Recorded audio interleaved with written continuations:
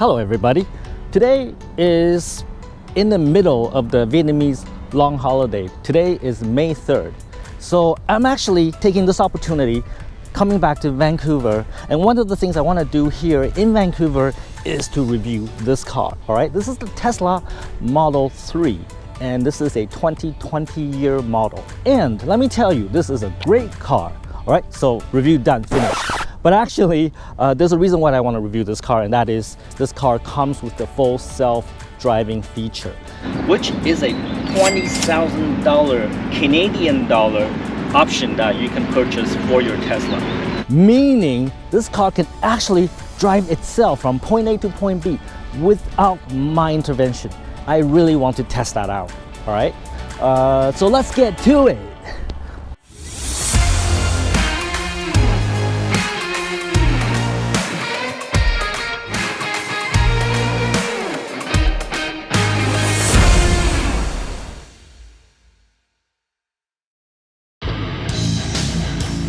Hey Tom, it's the one and only Floyd Money Mayweather. First I want to say congratulations on your YouTube channel. Everybody needs to follow your YouTube channel. So what everyone needs to do is subscribe to Tom Peng. Great guy, great person. Tom, keep up the great work. While we're looking at the exterior of the Model 3, let me just show you that the owner of this car actually has a customized license plate, and it says AWD FSD, which stands for all-wheel drive and full self-driving. So you can see that the owner really wants to advertise that this car has those two features. All-wheel drive, it has a motor in the front, motor in the back, gives you about 450 horsepower, which is really adequate for this sedan. And also, it has full self-driving feature, meaning it'll drive itself. And that's really the reason why I want to test drive this car, this particular car. I want to test the Tesla self-driving feature, whether it's really good or shit. So we will find that out today, all right? So while we're here, let's take a quick look at the exterior of the Model 3, all right? So one of the first things that I want to show you is the 18-inch aero wheels. If you look up and close, you'll see that it actually comes with plastic cover. So why would a 64,000 Canadian dollar car have plastic covers for the rims? Well, there's actually a very good reason. This is actually an alloy wheel, but they put the plastic cover on it because it improves aerodynamics. The shape of the cover allows the wind to go by the side of the car, thereby improving the efficiency of the Tesla Model 3. But if you don't like the look of the covers, you can actually pull it off. And when you pull it off, it'll reveal the alloy wheel inside. And it kind of looks like this. So here's another Tesla, which is parked by the side of my car, and it looks kind of like that. So I thought this is actually a really cool feature. I mean, if you don't like the look of your Tesla rims, you can actually pull this off and get a complete different look. And when you want to have maximum efficiency with your Tesla, put the cover back on. This will improve, according to Tesla, the efficiency about 10%. So this will help you give you more range on a full charge. So what do I think about the Tesla exterior? I think it looks sleek. I think it looks sexy. In fact, Tesla models haven't really changed much after they have been launched. This includes the Model 3, the Model Y, the Model S. They haven't changed much because, frankly, they continue to look modern. So change is not so much necessary for the Tesla models. In fact, if you look around Vancouver, which is where I'm at right now, there's Teslas everywhere. And in fact, there's another Tesla right beside my Tesla. I remember there was a time, maybe 10 years ago, everybody was driving Mercedes and BMWs. And if you want to show status, that's what you would drive. But today, you don't see a lot of Mercedes on the road, aside from what I drive, but you don't see a lot of them. Everybody's driving this. Like anybody with the means, they're upgrading, they're changing to the Tesla because actually that is the social status of today, right? If you drive a Tesla, that means you're progressive, you care about the environment, and that you're technologically more advanced than anybody else, right? So if you want to show status, this is what you drive today. That's only an opinion, that's only my observation. I don't know whether that's true or not, but I do see a lot of Teslas on Vancouver roads. So let's do a walk around on the Tesla Model 3. And frankly, I have to say, this is a sexy looking car. It looks very, very sleek. The design is simple, the lines are simplistic, but it's still a sleek looking car. And there's a good reason for it, because when Tesla designed all its models, aerodynamics is the key thing that they want to achieve. That's why with the Tesla, you get the best range in EVs, and that's just the way it is. I wish more manufacturers can compete in terms of range. And actually, in fact, I think there's a lot of new Chinese manufacturers that are doing exactly that. But anyways, back to the point. The Tesla Model 3 looks sexy. So next, let's figure out how to get into the Tesla. So with the Tesla, there is actually no key fob. You actually access the Tesla using your mobile phone. This is actually the key to this Tesla. So with the Tesla app, I can access my Model 3 like that. So now the door is unlocked. I can push this in and open the door. And notice the door handle works just like the VF9. So it's clear to me that the VF9 is inspired by the Model 3 door opening mechanism. And there are actually a lot of features on the Tesla app that I cannot really show you right now because I actually have a privacy screen on my phone, so you can't really see my phone.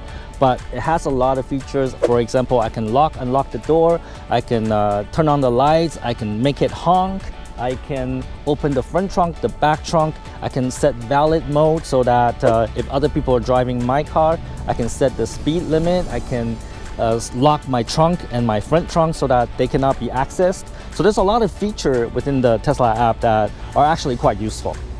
So let's put the phone away. Alternatively, there's another way to get into the Model 3, and that is to use a card, a Tesla card like this. You simply tap here and the car will open. In fact, I just locked the car. If to open it again, I do it like so.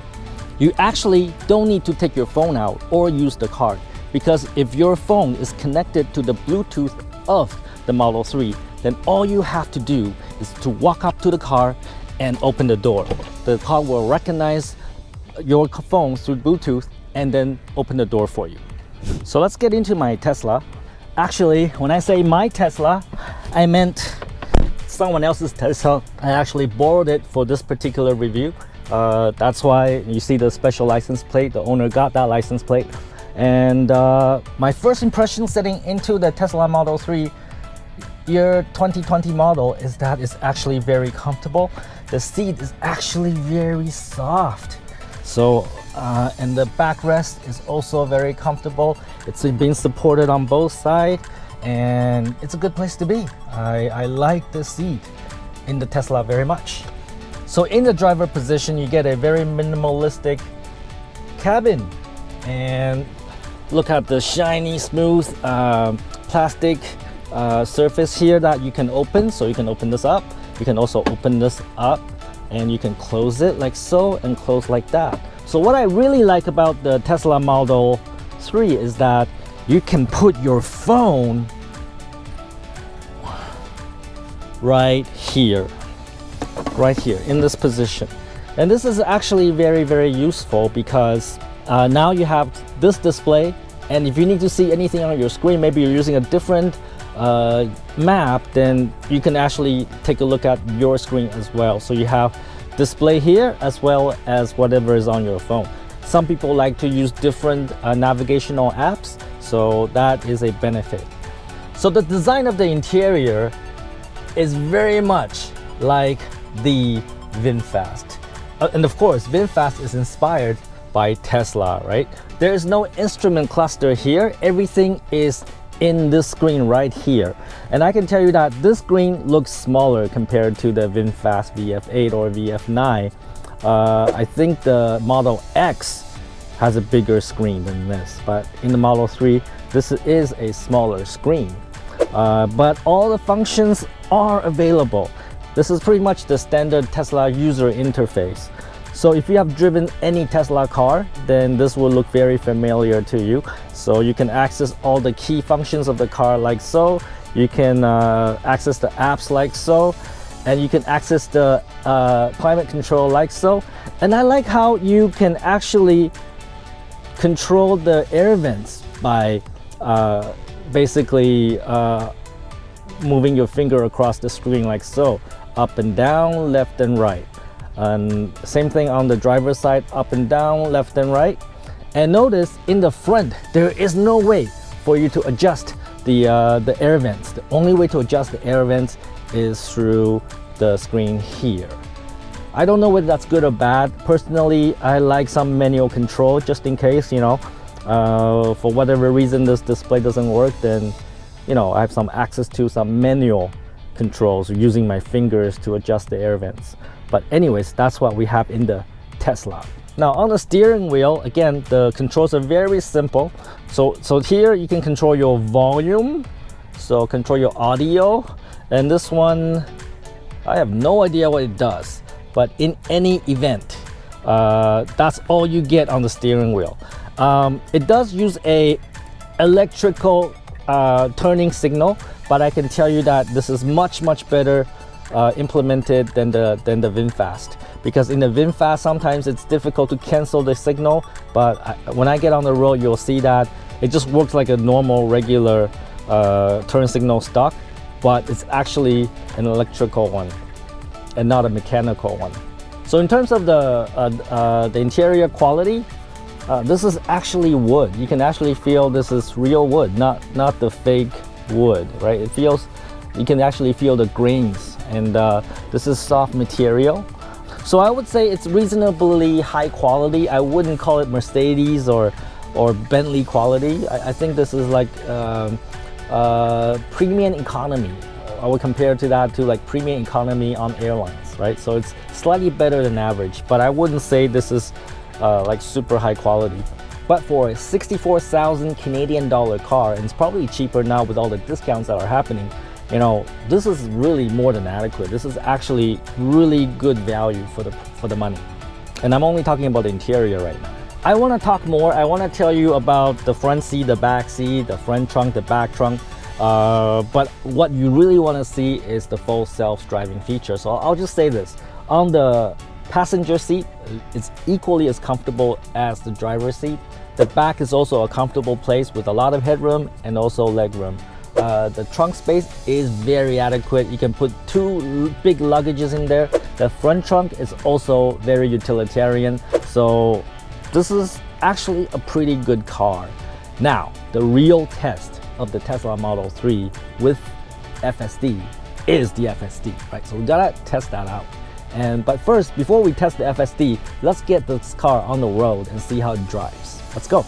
Actually, before we get going, there's actually one more thing I want to point out that I forgot, and that is the sunroof, all right? So you get a nice sunroof here, and as you can see, the sun is right there, right? It's actually kind of hot, and that's okay because, you know, maybe I need a tan on my head or something, right? But again, it's just like the VF9, so you get a full visibility above you. I think this will be very useful in Vietnam. Unfortunately, Tesla is not really available in Vietnam, but this will be very useful in Vietnam because in Vietnam, sometimes you have to look at the traffic light like this, right? And there's actually a second sunroof in the back there as well, just for the passengers in the back. So I say that's a pretty cool feature. And also it does not come with a shade, so it's open all the time. So I assume you can probably get like a aftermarket shade that you can put in there. I don't mind it. I could use a tan. So now let's get on the road. Actually, one more thing I want to show you before we get on the road, and that is how we get out of the Tesla Model 3. Let me show you how that works. To get out of the Tesla Model 3, here is a button right here. So you gotta press it, okay? When you press it, the door will be pushed out and now you can get out, all right?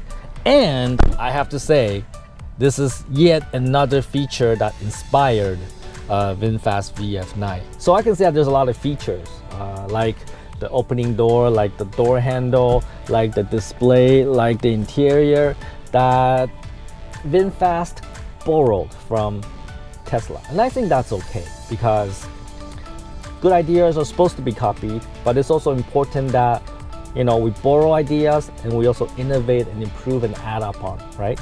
That's important, and I think that's fine, that's cool. So let's really get on the road this time. All right, so let's get on the road. So let's see how the Tesla Model 3 drives. Again, this is a all-wheel drive version of the Model 3. So it's got dual motor, one in the front, one in the back, about 450 horsepower, and this is a sedan, so it's got power, all right? It drives really, really good. Let's just say that. But let me show you. So one of the cool things about the display is that it actually show you all the things that are around you, including cars, pedestrians, bicycles, and you will see that on the screen. So every time we go somewhere, you'll see what's around us. The Tesla actually identifies everything around us so that it can do full self-driving. So let's go. So as I am getting out of the parking lot, the Tesla knows, you know, what's in its environment and all the cars that are around me right now. It's actually navigating a path. As I get close to, you know, an intersection, I can see traffic light here. I can see the cars that are passing in front of me. I can see parked cars over there. It's actually amazingly accurate. It knows that it's a red light, right? This is pretty amazing. So there's so many things we want to test today. Let's go. First, we're gonna drive the car by myself because I like driving, all right? And let me tell you, this car's got power, man. This car, when you put the pedal down, it just accelerates. According to the manufacturer, Tesla, it'll get to 100 kilometers an hour in about 4.6 seconds. I'm not gonna test that, all right? Because that's not really why I want to test this car. But I can totally believe the 4.6 seconds. The ride quality is excellent. The steering is very good. I have to say this is much superior to the VF8 or VF9. It's not bumpy. It feels like, you know, frankly, like my Mercedes S-Class. It does. And it's quiet in the cabin. Like really, when you are in the driving seat in the Model 3, you feel very comfortable. You're not nervous, you're not stressed. It's a very relaxing environment, which is what the S-Class is supposed to give you. And it does. It also handles very well, which is not a surprise because it is an all-wheel drive car with all the battery weight at the bottom of the car. So, you know, it drives really well, it handles really, really well. And one thing to note is that when I'm sitting in the Model 3, I feel really low in the car. I feel very low to the ground. And maybe it is because, you know, I've been driving the VF8 and VF9 and I'm slightly higher in my driving position. So this car feels fairly low. It feels like that very first time when I drove a Porsche 911 a few years ago, a Porsche 911 Carrera. It is a car where when you sit in it, you feel very low in the car, and it can really accelerate too. Holy shit! I'll probably get a speeding ticket. Holy, I probably should not do that too often. All right, and oh man, this car, I love it so much. It drives so well. I mean, there's a reason why there's so many Teslas in Vancouver, because it really is a great value. Not only that, it demonstrates that you're a progressive person that cares about the environment and you're technologically more advanced than anybody else. You're not an old grandma, because when you drive a BMW nowadays, it's like, oh, there's a McLaren over there, right? When you drive a BMW today, it's like you're a grandpa, all right? But if you want to be progressive and young, then this is what you get. And I can see so many Teslas in Vancouver. And of course, you know, probably there's like tax incentives and you know, like, you know, savings on fuel because it's electric. Those are all reasons to get the Tesla. And in fact, another reason why there's so many Teslas in Vancouver is that most other manufacturers, you know, if you want to get their EVs, there's a long waiting list. Probably Tesla is more accessible today, and it's a good car.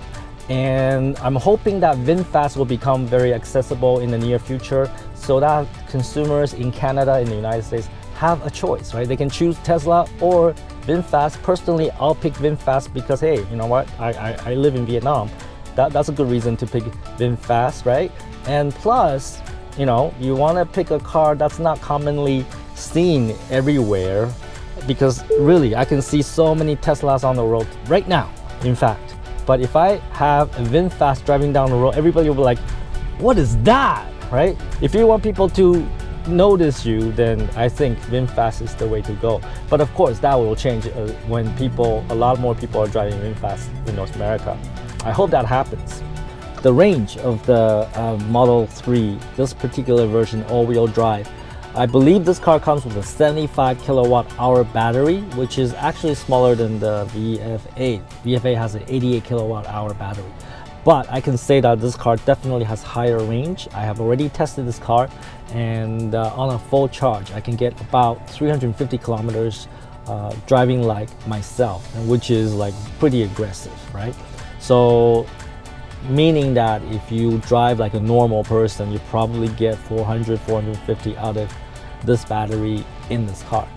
Tesla is known for its vehicle efficiency, and Tesla is considered the benchmark, right? The benchmark all other car makers, manufacturers are looking up to. They're trying to match in terms of the range and efficiency. And I can say that I'm really impressed with the Tesla Model 3 range and efficiency. We're actually driving into downtown Vancouver. I planned this route for a reason. I really want to test the Tesla full self-driving, because, you know, if it can handle downtown traffic here in Vancouver, then I would say it's a thumbs up. So it's gonna wait until the traffic is clear, and now it's gonna go all by itself. Come on, go, go, go, go! I'm just touching the wheel, I'm not driving, all right? My foot is not anywhere near the pedal. So what happens? Oh shit, I have to hold. I'm actually really nervous right now because, you know, I don't know what it'll do. Frankly, I don't really trust the Tesla so much. I should stop doing these things, man. I'm gonna kill myself one day, you know, in a self-driving car.